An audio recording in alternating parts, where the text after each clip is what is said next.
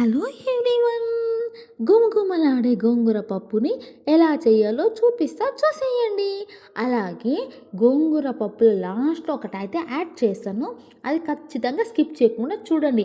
అది యాడ్ చేయడం వల్ల పప్పు అనేది సూపర్ టేస్ట్ ఉంటుంది. ఒక్కసారి ట్రై చేసి చూడండి. ఇప్పుడు ప్రాసెస్లోకి వెళ్దాం. కందిపప్పు, పచ్చిమిర్చి నీట్గా వాష్ చేసి అయితే తీసుకుందాం. నెక్స్ట్ కొంచెం ఉప్పు, పసుపు, చింతపండు, తెల్లగడ్డ, టమోటా ఇవన్నీ వేసుకున్న తర్వాత గోంగూర 2-3 టైమ్స్ వాష్ చేసి అయితే వేసుకుందాం. అది కూడా వేసుకున్నాక సరిపడిన వాటర్ పోసుకొని కుక్కర్ అయితే పెట్టేసుకుందాం. ఒక 2-3 విజిల్స్ వస్తే సరిపోతుంది. నెక్స్ట్ వచ్చేసి పోపుకి ఏమేం కావాలో చూసేయండి. కడాయి పెట్టుకొని కడాయి ఆయిల్ వేసుకొని ఆవాలు, జీలకర్ర, ఎండుమిర్చి, తెల్లగడ్డ, ఆనియన్స్ ఇవన్నీ వేగిన తర్వాత లాస్ట్లో మెంతికూర అనేది అయితే యాడ్ చేయండి. మెంతికూర బాగా ఉడికిపోయిన తర్వాత ఇది మొత్తం పప్పులో కలిపేసేస్తే సూపర్ టేస్ట్, వేడి వేడి అన్నంలోకి నెయ్యి వేసుకొని తింటే సూపర్ సూపర్ సూపర్ టేస్ట్ ఉంటుంది.